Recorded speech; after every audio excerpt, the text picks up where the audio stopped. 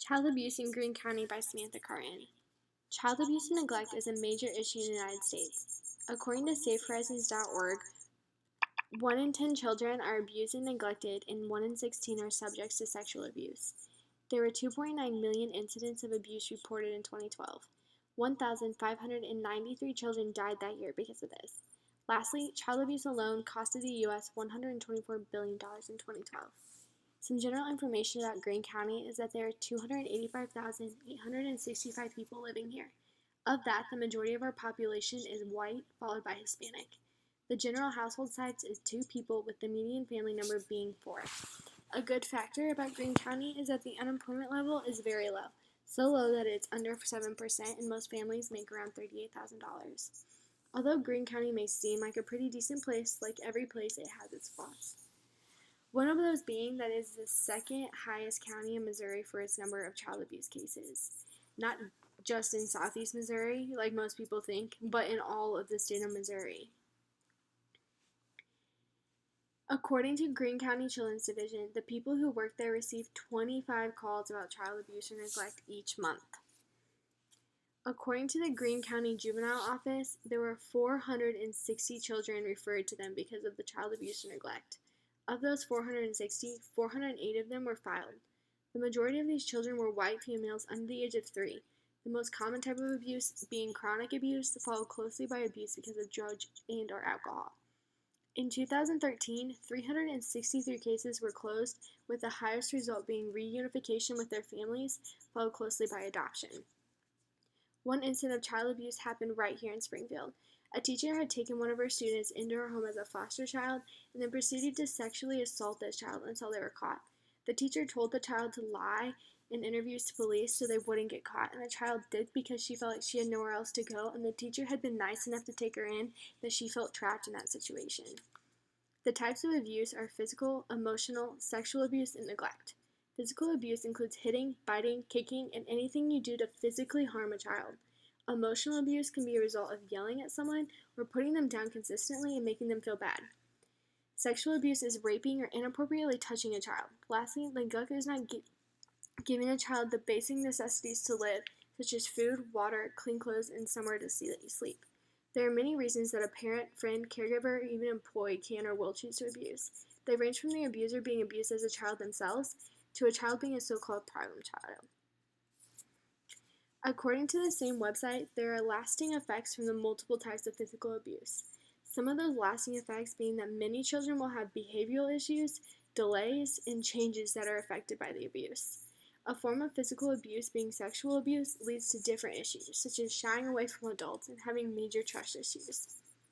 When a child is emotionally abused, they have lasting problems that will stay with them for the rest of their lives. Some of those being loss of self-esteem, headache or stomach aches, or disturbances in school, according to a website called Child Abuse in the United States. This also affects their relationships when they choose to get jobs and later in life. Another form of abuse affecting children is sex trafficking. The Trafficking Victims Protection Act defines this as when a commercial sex act is induced by force, fraud, or coercion. They go on to say that 600,000 to 800,000 women, children, and men were sold across border into sex trafficking. Another sad statistic is that 2 million children are sold into prostitution in the commercial sex trade. The people who come in to help these children are people who work for Child Protective Services. According to the Social Work Degree Center, CPS is there to help children when they are in an environment that is considered unsafe. Their priorities are to remove children from bad environments, but their main result is to always get those children back with their families when the conditions are safe again. When a child is taken from a home, they're moved into a temporary home called foster care. Foster care is a safe place that allows children to start feeling that love and security that they've always deserved but never received. There is currently 510,000 American children living in foster care, and if nothing changes, there will be more than 10.5 million by 2020, according to fosterclub.com. With so many children in foster care, it's starting to cause some major issues. 2 of these problems being there isn't enough families out there willing to be foster parents. They're nervous about taking in kids who are so-called problem kids because of the abuse situation, but they're only problem because of what has happened to them. They didn't get that love they deserve, and they didn't get to create that bond. Another one is that there isn't enough money for the growing need. Another fact from fosterclub.com is that more than 300 children will age out of the system, meaning they turn 18 and graduate school. Some don't even graduate school, without proper education, leading to 75,000 former foster children ending up homeless.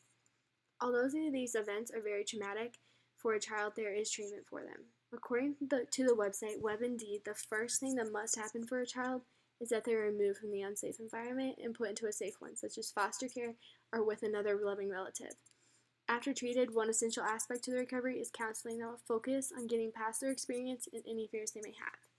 One effort that is taking place right here in Greene County is called Children in Court.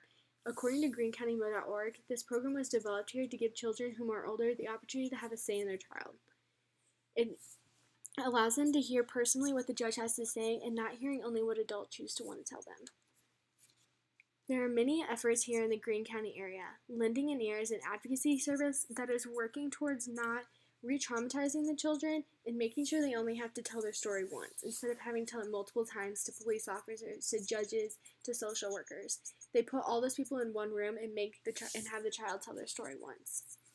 A resource here in Springfield for families is called Isabel's House. According to 417magazine.com, Isabel's House is a crisis nursery where families can temporarily bring their children to keep them from being abused or neglected. Isabel's House also offers support from the families and helps them find jobs and get mental or medical help that they may need. Another one is the community partnerships of the Ozark. It's so true when they're saying they're working together to build strong communities, because they're really working together to advocate for the children and family and trying to make child abuse and neglect not a thing in Greene County.